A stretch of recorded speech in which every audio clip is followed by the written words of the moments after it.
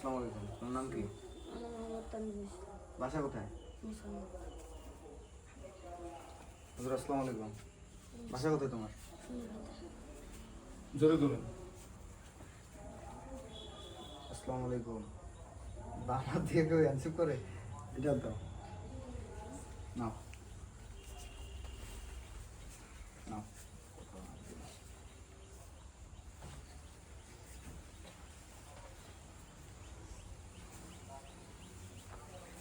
আসসালামু আলাইকুম, নাম কি তোমার? ভালো আছো? নাও। কি অবস্থা হুজুর, ভালো আছেন? কথা বলেন, শরম পান নাকি? হুজুর মাঝে শরম পেলে হবে? মাঝে মাঝে ভাত খান দেখবে না? হাতে কেন হয়?